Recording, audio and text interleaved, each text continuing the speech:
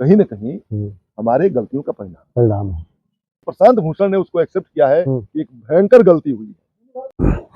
नमस्कार, मैं राम दुलार, आप देख रहे हैं आवाज बुलंद। इस समय हम उत्तर प्रदेश के देवरिया जिले में उपस्थित हैं और हमारे साथ इस समय मौजूद हैं शिवाजी राय, जो किसी भी परिचय के मोहताज नहीं है। मजदूर संगठनों से लेकर के किसान मोर्चा तक जो है बहुत सारी पूरे देश भर में इन्होंने जहां भी किसानों का शोषण हुआ है उनके खिलाफ जो है इन्होंने मोर्चा खोला है और तमाम देश भर के किसानों के लिए इन्होंने आंदोलन किया है, जिसकी गिनती भी नहीं की जा सकती है, इतना इन्होंने किया। और मजदूरों के लिए भी बहुत सारा आंदोलन इन्होंने किया। तो आइए, अब हम नए साल में प्रवेश कर चुके हैं, जो अंग्रेजी के नया वर्ष मनाया जाता है। तो पीछे जो पिछले साल में क्या कैसे रहा और अब आगे की रणनीति क्या होनी चाहिए आम जनता की, और ये लोग किस तरह से वर्तमान सिचुएशन को देख रहे हैं, उस पे हम वार्ता करेंगे।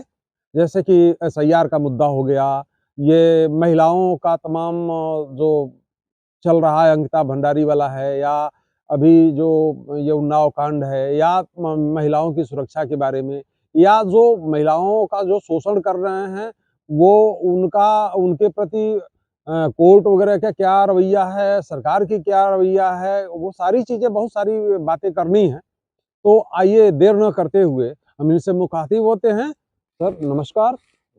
और हमारे दर्शकों को जो है आप आपके नव वर्ष में सभी दर्शकों को भी और देशवासियों को और वे सभी लोग जो हम लोगों के साथी हैं, मित्र हैं, जो लगातार संघर्षों में रहते हैं, सबको हार्दिक शुभकामनाएं, बधाई। और साथ ही मैं उनको कहना चाहूँगा दर्शकों को कि नव वर्ष यदि आया है तो ये संघर्षों का दौर है। और पिछला जो वर्ष बीता है उसमें लंबा संघर्ष चला है।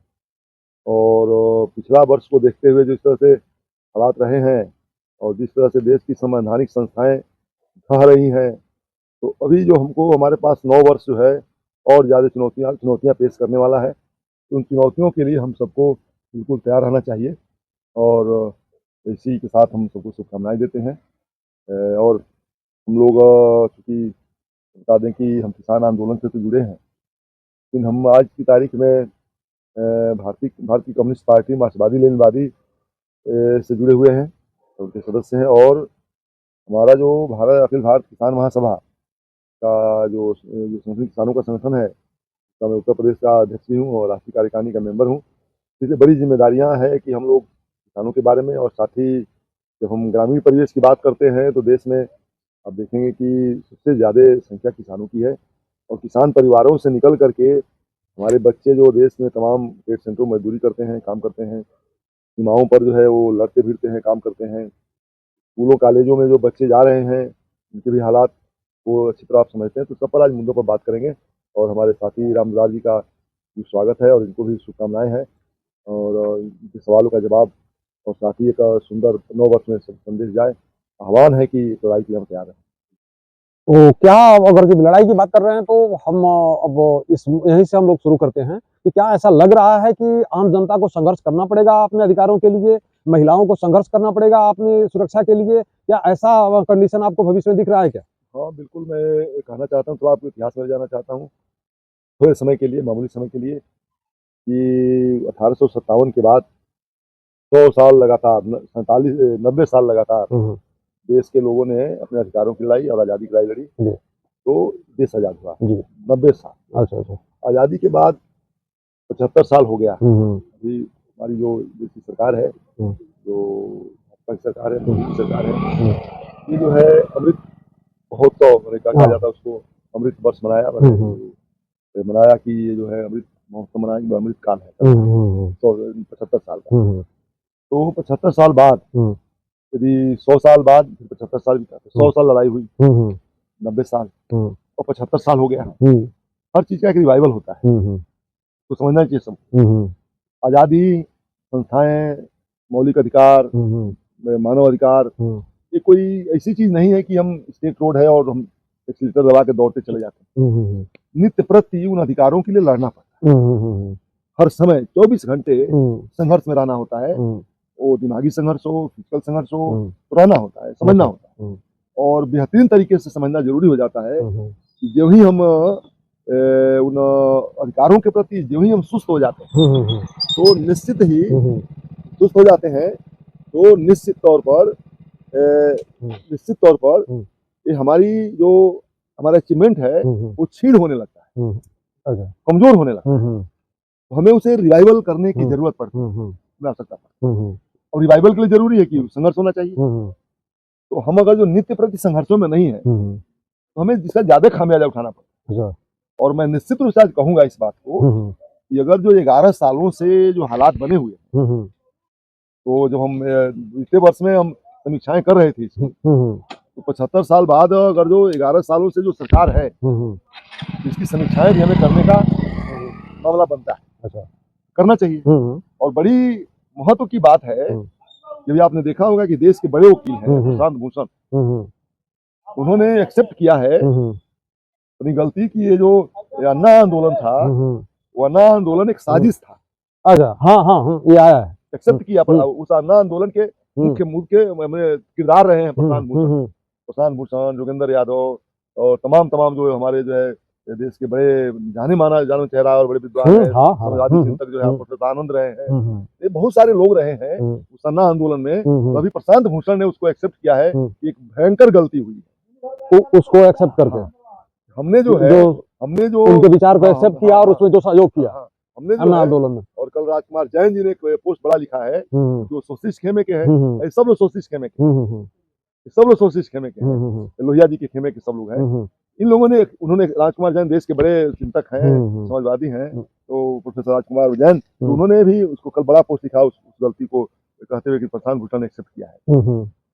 एक गलती हुई है, सतर्कता नहीं रही, हमें नजर नहीं रही कि हर आंदोलन नहीं होता, उसके पीछे साजिश होती है। हर भीड़ जो है एक रचनात्मक कार्य नहीं करती, ये समझना जरूरी होता है। हम अपने अधिकारों पर सतर्क हैं, कौन लोग हैं, हम किसके साथ जा रहे हैं, उन्होंने एक्सेप्ट किया। और इस तरह से बारी बारी से आकर उस देश के उस सारे लोगों को स्वीकार करना चाहिए कि वे फासिस्ट शक्तियों के हाथ में खेल रहे थे। अनजाने में ये जो हाँ जाकर के सपोर्ट कर रहे थे, जाना कुछ नहीं होता, जाना कुछ नहीं होता। आपकी नजर क्या है, आप बौद्धिक है, इंटेलेक्चुअल है, जाना अनजाना तो लेमन करेगा ना। हाँ, ये नहीं आपसे गलती हुई है, अनजाने की बात नहीं है। इतिहास माफ नहीं करेगा, माफी मांगने से इतिहास नहीं माफ करेगा। आपने देश को ढकेल दिया है उस गर्त में जो देश खामियाजा भुगत रहा है, और देश के कॉन्स्टिट्यूशन के पतन का, डैमेज होने का, संस्थाओं के डैमेज होने का, सुप्रीम कोर्ट और हाई कोर्ट के डैमेज होने का, कार्यपालिका विधायिका का डैमेज होने का, संसदीय सिस्टम को डैमेज करने का कि आपका योगदान है, तो दुनिया माफ नहीं करेगी, आने वाली पीढ़ियां माफ नहीं करेगी। और हम लोग बता रहे हैं आपको, आज हमारे साथी सीवी सिंह नहीं है, हम लोग कहे कि ये फर्जी आंदोलन है। अच्छा, हम लोगों ने कहा, तो आप लोग कह रहे थे हाँ ये आंदोलन फर्जी है, इसके पीछे फासिस्ट शक्तियां हैं, आरएसएस लगी हुई है, इसके पीछे देश के कारपोरेट लगे हुए हैं, तमाम लोग लगे हुए हैं। अच्छा, हम लोग कह रहे थे, और हम लोगों ने माना नहीं। दुर्गा भाभी कॉलेज में अलग से हम लोगों ने मीटिंग किया था भगत सिंह हाल में। हमने कहा कि ये आंदोलन नन्ना का आंदोलन फर्जी है और एक फ्रॉड है बहुत बड़ा, और देश को धोखा दिया साजिश है। और उस बार मैंने लेख भी लिखा है। अच्छा, मेरा लेख भी है कि देश में ये आंदोलन है, वो कंपनी राज की स्थापना 2014 में हुई, 11 के बाद जो केस शुरू हुआ, तो कंपनी राज की स्थापना 2014 में हुई, मैंने कहा लिखा है, लेख है, छपे है लेख, संदेश साइंस में लेख छपा है, और भी चौथी दुनिया में मेरा लेख छपा है। ये सब चीजें बात समझना जरूरी है, इसलिए आज मैं कह रहा हूँ, आज लड़ाई हमारी बहुत बढ़ गई है। वो छीड़ता जो है ना, हमको इस मुकाम पर पहुंचाया। कहीं ना कहीं लोग बड़े चालाकी से बिहारी वाजपेयी की सरकार में शरद यादव चले जाते हैं, ममता बनर्जी भी जाती हैं, जाज फर्नांडिस चले जाते हैं, अब वीपी सिंह सरकार में भी चले जाते हैं। तो समझना होगा कि कोई आज अचानक कोई चीज नहीं आई है। जेपी मोमेंट में भी ऐसा हुआ, वे लोग गुस्से थे। आज जो फासिस्ट शक्तियां देश पर कब्जा की हैं, कहीं ना कहीं हमारे गलतियों का परिणाम है।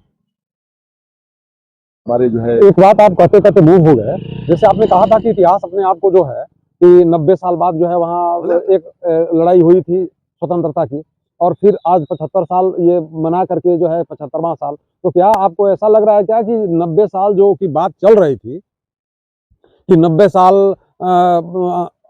ये देश जो है गुलाम रहा और उसके बाद से जो है फिर लड़ाई लड़ी, उससे पहले भी गुलाम तो ये नहीं तो 90 साल लड़ा, हाँ 100 साल की बात। हाँ, तो वही क्या आपको ऐसा लग रहा है कि इतिहास अपने आप को दोहराने वाला है? इतिहास दोहराने वाला तो नहीं है, लेकिन एक क्रम है, इतिहास का एक क्रम है। अच्छा अच्छा, इतिहास के उस क्रम में कि गलतियां पहले हुई थी तो हमको लड़ना पड़ा, 90 साल हमारे पूर्वजों को लड़ना पड़ा। हाँ हाँ, कुर्बानियां लोगों ने दी, हाँ, नौजवानों ने, किसानों ने, मजदूरों ने, लोगों ने कुर्बानियां दी, गलतियां हुई थी। हम दोस्त उन पर नहीं मर सकते हैं कि जो लोग आकर के यहाँ पर शासन अवसर हमने दिया, हमने अवसर दिया तो उस गलती मेरे घर में रही है। ठीक बात है कि वो हमलावर है, आया, अंग्रेज आए, डच आए, उड़ आए, तमाम आए यहाँ पर, कुछ भी कह सकते हैं, लेकिन गलतियां किसकी थी?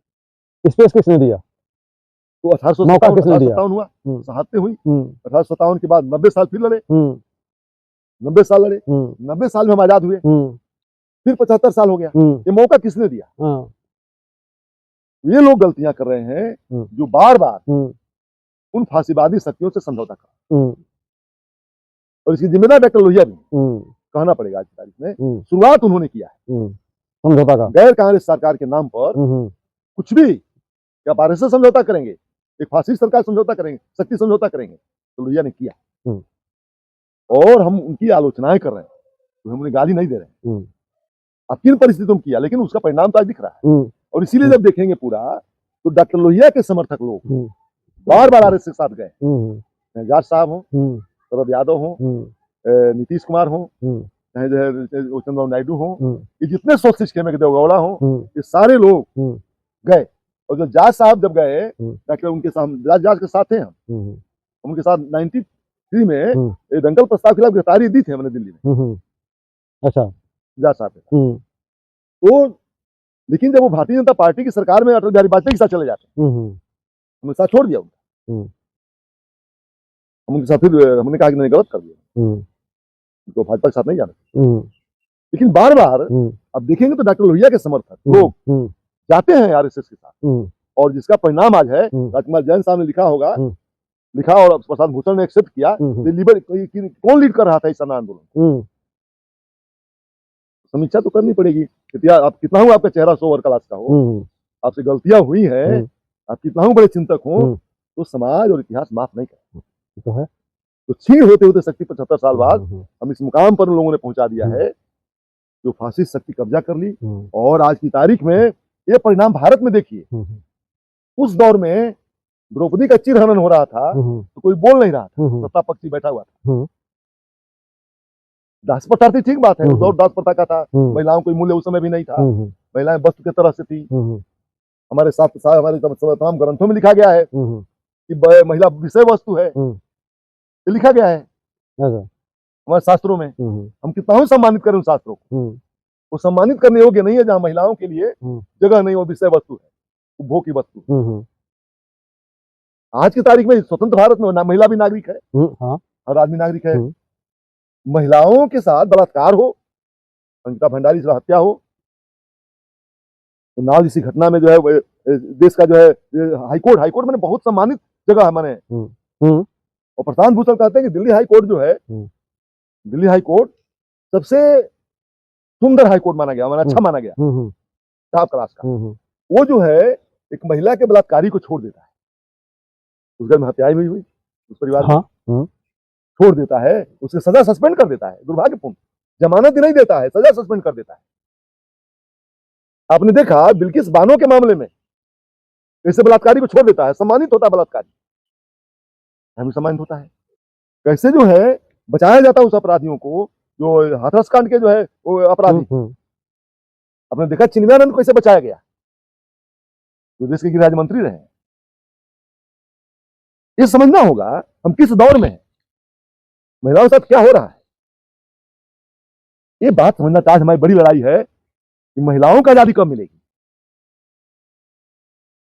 और बलात्कारी के समर्थन में दिल्ली में जंतर मंतर पर धरने हो रहे हैं, आसाराम बापू के लिए धरने हो रहे हैं, राम रहीम को चुनाव के लिए छोड़ दिया जाता है, पेरोल पर न्यायालय ने पेरोल पर छोड़ता है। और उमर खालिद को 5 साल से जेल में रखता है। इस पर कोई चार्जशीट नहीं है, कुछ भी नहीं है। नौलखा को कैसे जेल में रखा जाता है, कैसे बरवरा को जेल में रखा जाता है, कैसे अनंत तेलतुम्बड़े को जेल में रखा जाता है, और बलात्कारियों को पेरोल पर छोड़ता है, यही नारे छोड़ता है।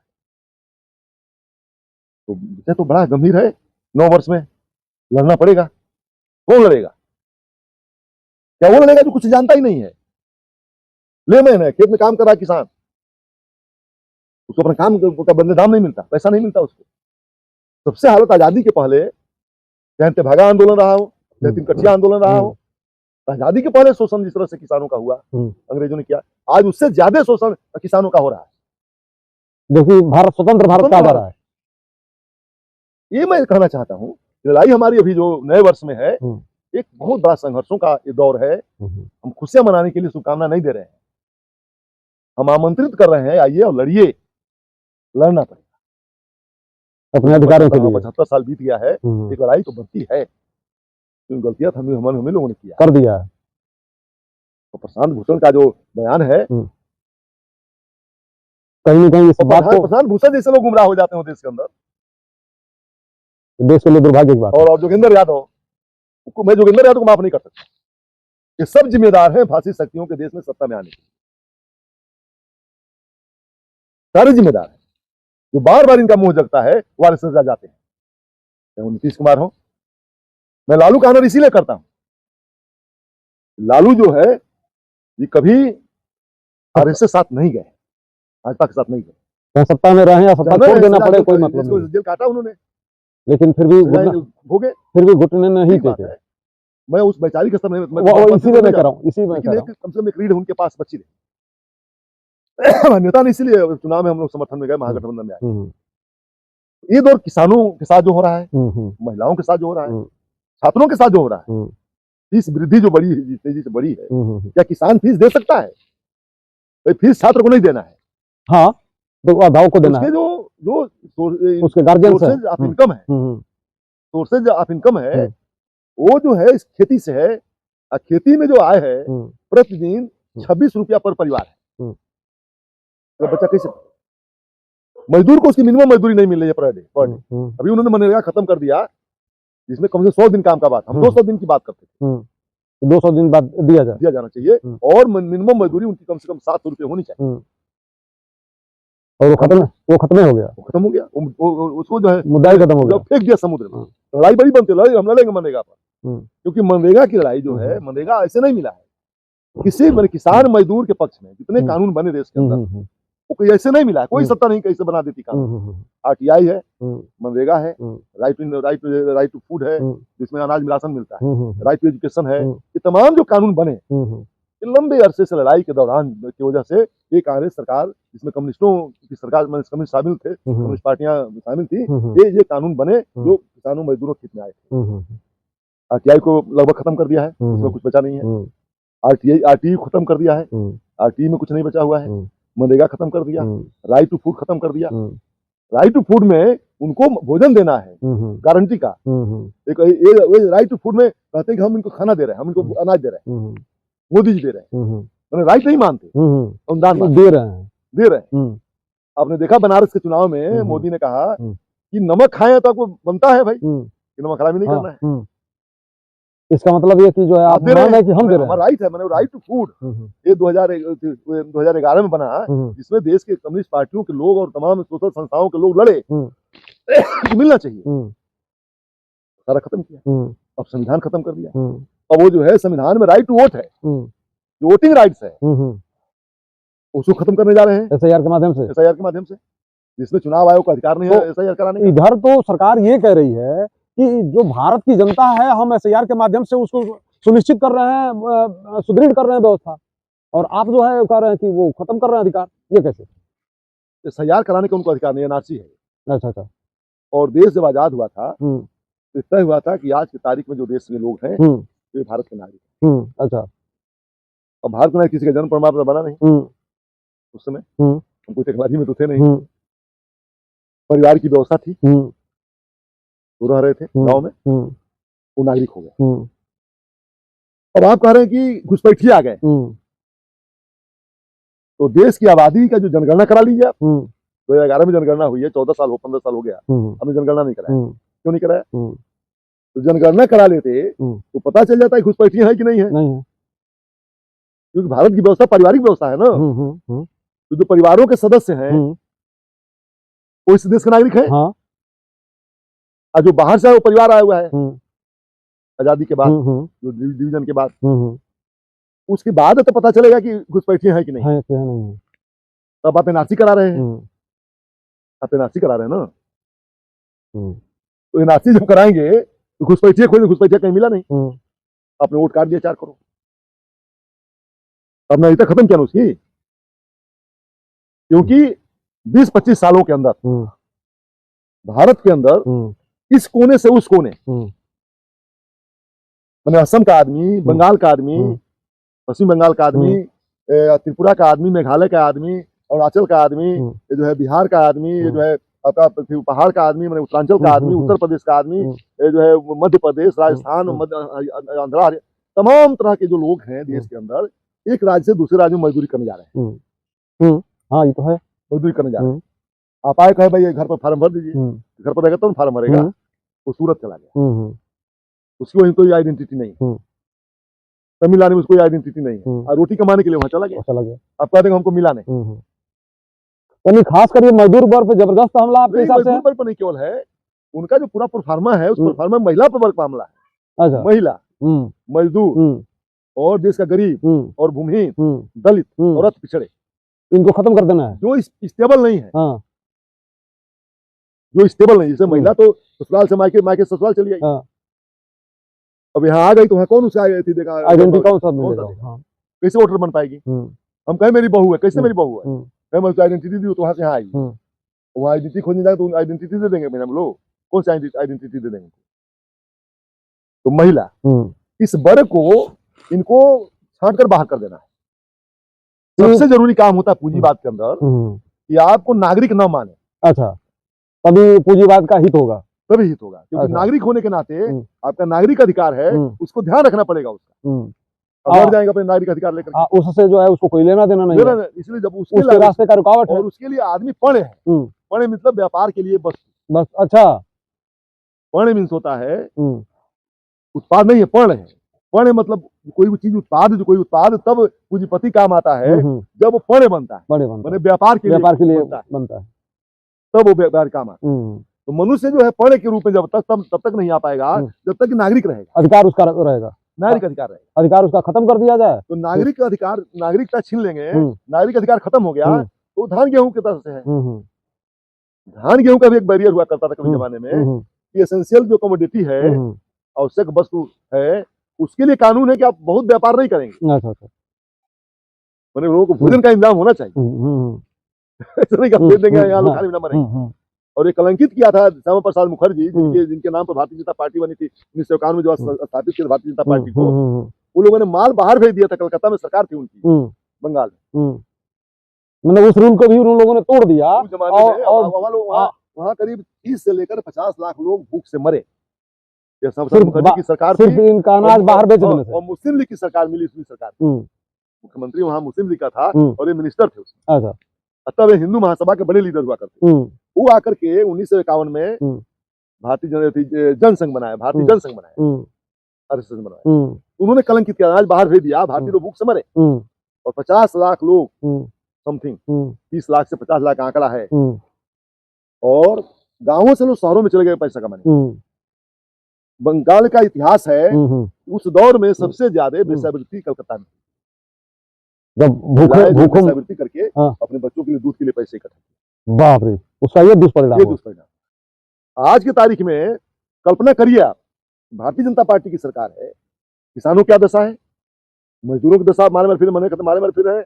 कोई अभी रात में डिटेल सब दुनिया जानती है, सोशल मीडिया पर आप देख सकते हैं, गूगल पर सर्च कर सकते हैं, क्या नाम की ग्रोक है, उससे आप जो है सर्च कर सकते हैं। यहाँ भी जो बना हुआ है आर्टिफिशियल इंटेलिजेंस, उससे आप सर्च कर सकते हैं। भारत का निर्यात घटा और आयात बढ़ गया, इसलिए जो डॉलर मुद्रा जो है 100 रुपया पहुंचने जा रहा है। 100 रुपया पहुंच जाएगा तो मुद्रा का जो हमारी भारतीय मुद्रा है, रुपया है, वो 0 हो जाएगा। 100 पहुंचते ही वो 0 हो जाए, खत्म हो जाए। तो क्या दशा हो रही है? तो ये जो मैं कह रहा हूं कि ये जो SIR है, ये नागरिकता छीन लेगा तो आदमी पढ़े हो जाए, माने व्यापार तो उसका व्यापार किया जा सकता है। जैसे आजादी के पहले हम नागरिक नहीं थे, तो आदमी गिरमिटिया बना भेज दिए जाते थे साउथ अफ्रीका से और ऑस्ट्रेलिया से और सिंगापुर से, अमेरिका, जहां जहां अंग्रेजों की सरकार थी, उनका उपनिवेश था, वहां से डिमांड आती थी कि इतने मजदूर चाहिए, और पकड़ करके उनको शिप पर लाद दिया था, जाते थे, फिर उनको वहां से वो आवश्यकता अनुसार बाजार जिससे आदमी लेके जा जाता है उससे लेके चले जाते थे, बाकी लोग छोड़ देते थे, मर जाते थे, कोई पूछता नहीं वहां। अब जो आप क्लेमर भी नहीं हो सकते थे किसी किस्म का। जैसे बाजार में ये सब्जी लेकर के गए, वहाँ जो बिका बाकी वहाँ छूट गया, वो सड़ गया, तो वो स्थिति मनुष्य की थी, और आज ये वही बनाने के चक्कर में पड़े हुए हैं। पूंजीवाद के विकास के लिए सबसे खतरा नागरिकता है, उरोड़ा है, इनका विकास नहीं हो सकता पूंजीवाद का, इसीलिए संविधान को डैमेज करना है। अब भाजपा जो कह रही थी, मोदी कह रहे थे कि इनके लोग कह रहे थे कि 400 पार होगा तो संविधान खत्म कर देंगे, अब हम नहीं कह रहे थे। अच्छा, RSS का गठन ही पूंजीपतियों के हित में किया गया है, पूंजीवाद के लिए, इसीलिए RSS के खाते में नागरिक कोई होता नहीं, वो गुरुजी होते हैं, गुरुदक्षिणा लेते हैं, कहते हम सदस्य नहीं बनाते। अरे नागरिक मानेंगे तब तो सदस्य बनाएंगे भाई। जब नागरिक मानते नहीं, सदस्य क्यों बनाएंगे? RSS सदस्य नहीं बनाती, कहते मैं सदस्यता नहीं कराता। आप मेरे खेमे में आ गए, आप मेरे खेमे में आ गए, मेरे वस्तु हैं, मेरे वस्तु हैं आप। और शर्तें तय करते हैं कि आप बच्चा नहीं जनेंगे, आप शादी नहीं करेंगे, बच्चा नहीं जनेंगे, इधर आप वंश नहीं चलाएंगे। हमारे बहुत सारे लोग जिनको मैं जानता हूँ, कुछ मर गए हैं, कुछ जो परिचित है, शादी नहीं किए, कुछ और नए बच्चे जो शादी नहीं किए, उनको मैं जानता हूँ। ये शर्त है कि आप अगर जो RSS के लिए काम करते हैं, फुल टाइम काम करते हैं, तो आप बच्चा नहीं पैदा करें, अब वंश नहीं बनाएंगे। इसीलिए वो वंशवाद की बात करते रहते हैं। तो जिसका वंश होगा तो बात करेगा, जिनका वंश नहीं बात करेगा। हम विषयांतर नहीं करना चाहते हैं, इसलिए वो पूंजीवाद के लिए काम करते हैं। और पूंजीवाद का चरित्र है कि आदमी को मुनाफा, उनके सिर्फ उनके ध्यान में मुनाफा, बस मुनाफा। अब आइए, अब मुनाफे के लिए उन्होंने आदमी बेचने काम किया है, आदमी बेचेंगे, महिलाओं को बेचेंगे।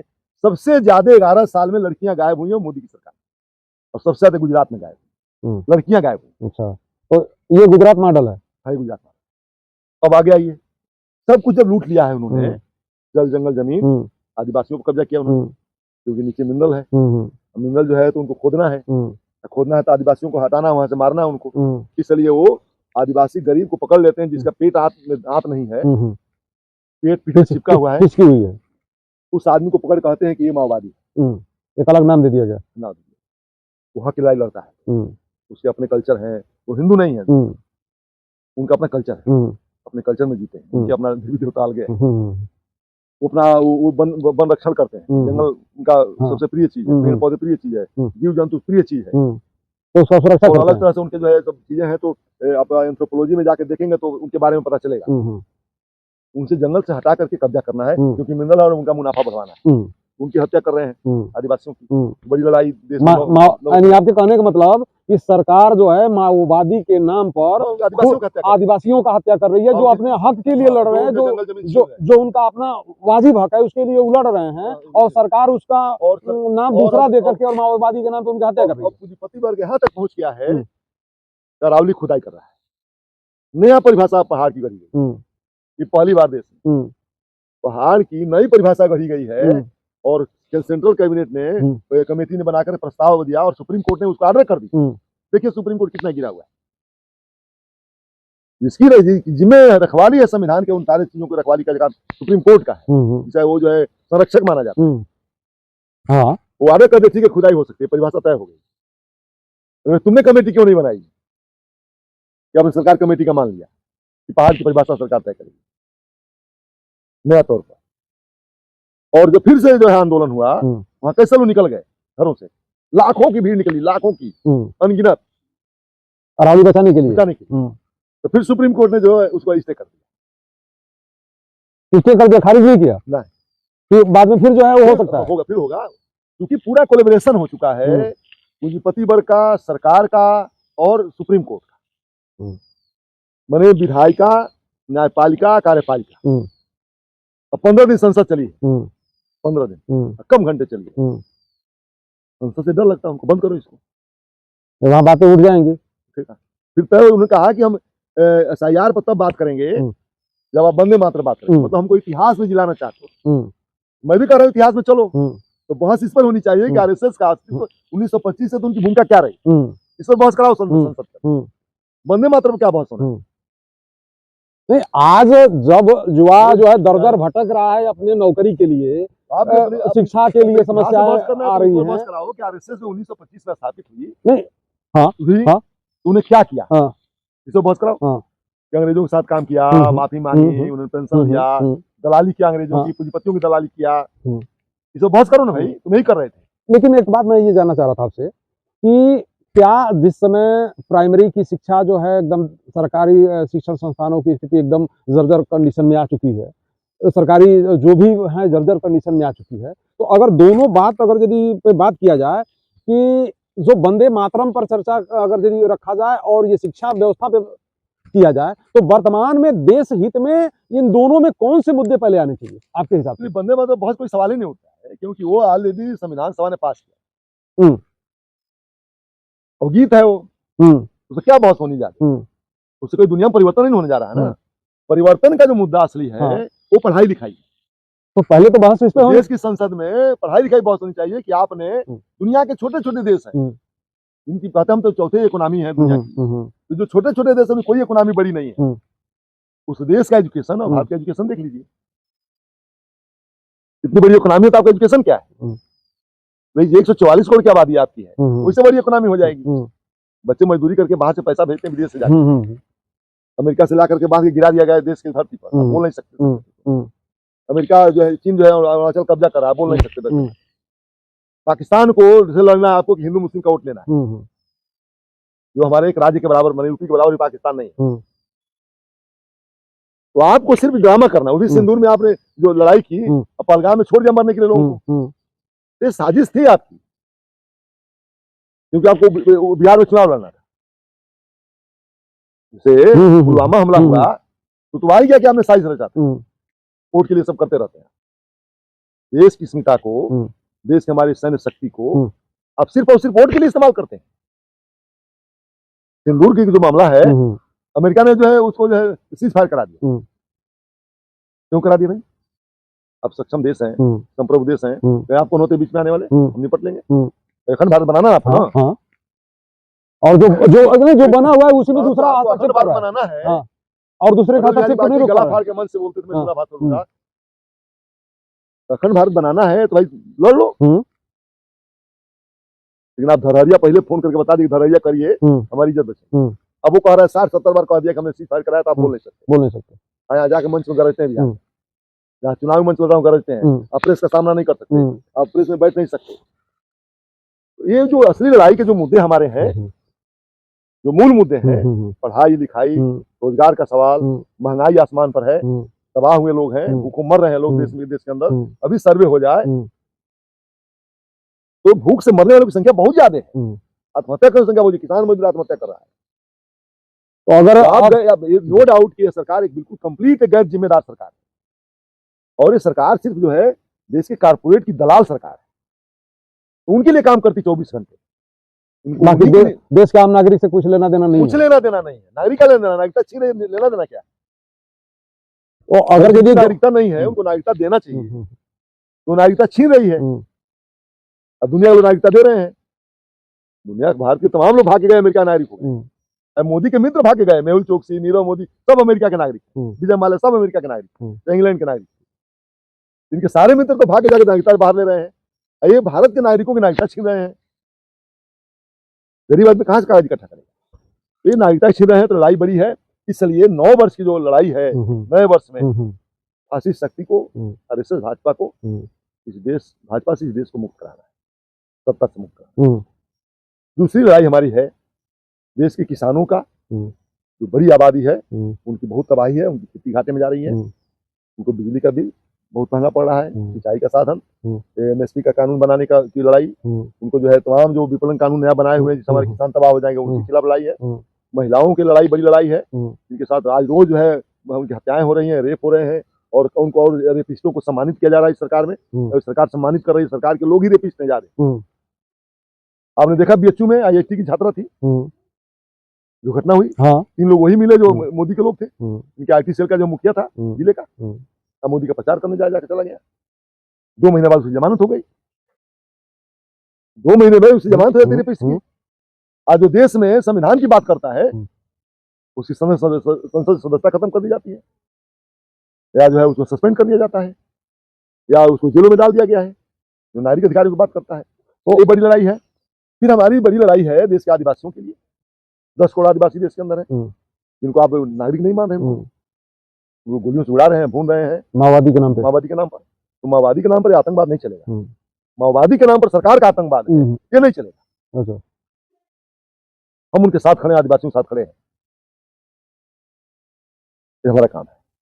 फिर जो है अरावली को नष्ट करना चाहते हैं, जो लाइफ लाइन है दिल्ली से लेकर के और गुजरात तक है। तो देश के पर्यावरण को आप खत्म करना चाहते हैं, आप प्रदूषण फैलाना चाहते हैं। दिल्ली का जो प्रदूषण है 500 से ऊपर जो AQI है, अब प्रदूषण नहीं ठीक है, क्योंकि दिल्ली छोटे से क्षेत्रफल में गाड़ियों का जो संख्या घनत्व है बहुत बढ़ा हुआ है, और इतना ज्यादा कंस्ट्रक्शन हो रहा है, जबरदस्ती कंस्ट्रक्शन हो रहा है, बिल्डिंगों को तोड़ तोड़ के बिल्डिंग बनाई जा रही है, तो जो डस्ट है वो प्रदूषण हो रहा है। कंस्ट्रक्शन में मुनाफा ज्यादा मिलेगा, इसलिए उसका जो है उनके मित्रों को मिल रहा है, ठेका मिल रहा है, विदेश से कर्जा आ रहा है, उनको ठेका दिया जा रहा है, बिल्डिंग बन रही है। और देश की पूरी इकोनॉमी जो हमारी है, जिसको कहते हैं कि हम 4th नंबर की इकोनॉमी दुनिया की बन रहे हैं, 5 दिन रटते भी 3.25 दिन डाल नहीं गया है, 3.5 के आसपास है। वो आदमी जो कह रहा है कि हम इतने इकोनॉमी हमारी है, तो उस पर भारत के पूरी इकोनॉमी का 2/3 से ज्यादा कर्जा है भारत का। मतलब 5 बीघा खेत हमारे पास है और 3 बीघा गिरवी है, वो कर्जा कौन देगा? वो किसान देगा, वो मजदूर देगा, वो GST से पैसा वसूला जाएगा, और टोल टैक्स से पैसा वसूला जाएगा। ये पैसा देगा कौन? तो पैसा हमारे पास जाएगा ना, तो कर्जा हमारे पास जाएगा, बिल्डिंग उनको मुनाफा कमाने की बनाई जा रही है। किसानों के हित में कोई काम नहीं, मजदूरों के हित में कोई काम नहीं, किसानों के बच्चों को पढ़ाई का इंतजाम नहीं, महिलाओं के साथ अत्याचार हो रहा है, ये सारा पर्यावरण हमारा खत्म हो रहा है, जीवन खत्म हो रहा है हमारा। गरीब महिलाएं हैं, उनको बैंकों का कर्जा नहीं मिलता। देश में गरीब महिलाओं को, जो भूमिहीन है, उनको बैंक कर्ज नहीं देता है, माइक्रो फाइनेंस कंपनियां उनको कर्जा देती है, जो 40% ब्याज पड़ता है। मैंने एक नई महाजनी व्यवस्था आप कायम कर रहे हैं, रजिस्टर्ड करके। ये सारी लड़ाई हमारे जिम्मे है। ये 9 वर्ष जो है ना, हम लड़ाई जो हमारे सामने जो चुनौतियां हैं, इन चुनौतियों के लिए हमें खिलाफ हमें खड़ा होना है, हमें तैयार होना है और मजबूती से लड़ना है। क्योंकि पिछला जो वर्ष था वो लगा चुनौतियों का वर्ष था, हम लड़े और आगे भी हम लड़े। अभी पिछली बार संविधान खत्म करना चाहते 2024 में, तो लोगों ने संविधान बचाया, लेकिन खतरा मंडरा रहा है।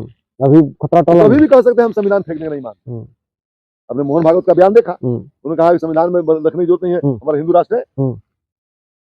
ये जो निरंकुशता है, सरकार के पीछे जो ताकत खड़ी है, तो RSS उनका फंड, भाजपा उनका फ्रंटल ऑर्गेनाइजेशन है।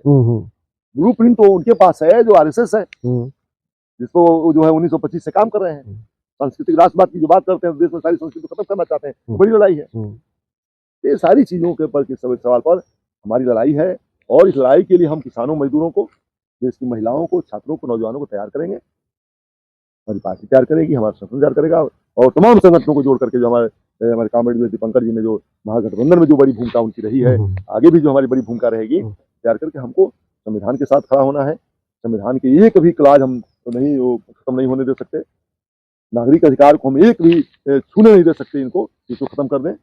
इस पर लड़ेंगे हम, और हम उस चुनौती को स्वीकार करते हैं। तो आप लोगों ने सुना, और जो इन्होंने बताया, आप उन बातों को ध्यान से सुनिए, समझिए, और खुद अपने विवेक का इस्तेमाल करिए, और पीछे की जो भी घटनाएं हैं उनको देखिए। जो इतिहास में जो भी घटनाएं घटी हैं उसको देखने और समझने का प्रयास करिए, और वर्तमान स्थितियों को समझने की कोशिश करिए, और उस हिसाब से आगे की, अगले वर्ष की रणनीति बनाइए, और बना करके हर इस देश के हर बच्चे को का ये जिम्मेदारी है, हर नागरिक की जिम्मेदारी है कि देश को सही रास्ते पर ले जाया जाए, देश का विकास किया जाए, देश के लिए जो विनाशकारी, समाज के लिए जो विनाशकारी तत्व हैं, शक्तियां हैं, उनको नष्ट किया जाए, उनको हटाया जाए। चाहे जो भी उसका रास्ता संविधान आपको देता हो, उन रास्तों को अख्तियार करके और उस तरीके से जो है देश के लिए खतरनाक चाहे जो भी हो उसका सामना किया जाए, उनको हटाया जाए और देश को विकास के तरफ ले जाया जाए। सबको अमन चैन से जीने का अवसर जो देता हो उसके साथ खड़ा होया जाए और आगे निरंतर बढ़ने का प्रयास किया जाए। मैं एक बात और कहूँगा जी कि 30 जनवरी को जी तमाम बिंदुओं पर जी और महात्मा गांधी की शहादत दिवस है जी जी तो मनाया जाएगा। जी और मनाने का मतलब है कि हम तमाम बिंदुओं पर बातचीत करेंगे। जी जी और उस कार्यक्रम के जो मुख्य वक्ता हैं जी वो हिमांशु कुमार जी जो गांधीवादी हैं जी और जी समाजसेवी हैं, जी प्रोफेसर चित्तरंजन मिश्र जी जी जो गोरखपुर यूनिवर्सिटी में प्रोफेसर रहे हैं, जी जी अध्यक्ष रहे हैं गोरखपुर यूनिवर्सिटी में, जी असीम सचदेव जी संदूना पीजी कॉलेज के प्रिंसिपल रहे हैं, जी तो ये लोग रहेंगे। और इसके अध्यक्षता आसिम मोहम्मद साहब हैं जो राज्यसभा मेंबर रहे हैं, वो करेंगे। और तमाम देवरिया के और आसपास के जिलों के बुद्धिजीवी आएंगे और एक बड़ी चर्चा यहाँ पर बातचीत होगी कि किसान मजदूर विचार केंद्र और मुफ्ती परिषद कार्य पर और ये सारी चीजों की लड़ाई की तैयारी होगी। क्योंकि गांधी की शहादत जो दिवस है तो बड़े इस रूप में हम लोग देखते हैं कि जो फासिस्ट शक्तियों का जो जिस तरह से गांधी की हत्या किया इन लोगों ने, आरएसएस ने और हिंदू महासभा ने मिलकर के, और गोडसे तो एक हथियार था, उन्होंने हत्या किया इन लोगों की, टकराया। और आज फिर वो शक्तियां देश के ऊपर कायम है, उस शक्तियों से कैसे लड़ा जाए, रास्ते क्या होंगे, रास्ते भगत सिंह के रास्ते होंगे, गांधी के रास्ते होंगे और लेनिन के रास्ते होंगे, मार्क्स के रास्ते होंगे जो दुनिया में मजदूरों की बात की, और जिस तरह से उन्होंने किसानों मजदूरों की बात की, उस लड़ाई को फिर उनके इसी पर रास्ते हम लोग आगे बढ़ करके गांधी, मार्क्स और लेनिन और जो है भगत सिंह के रास्ते आगे बढ़ करके हम फासिस्ट शक्तियों को प्राप्त करेंगे। तब तक के लिए बस इतना ही, मिलते हैं अगले वीडियो में। नमस्कार, जय हिंद, जय भारत, जय जवान, जय किसान। नमस्कार, जिंदाबाद, लाल सलाम।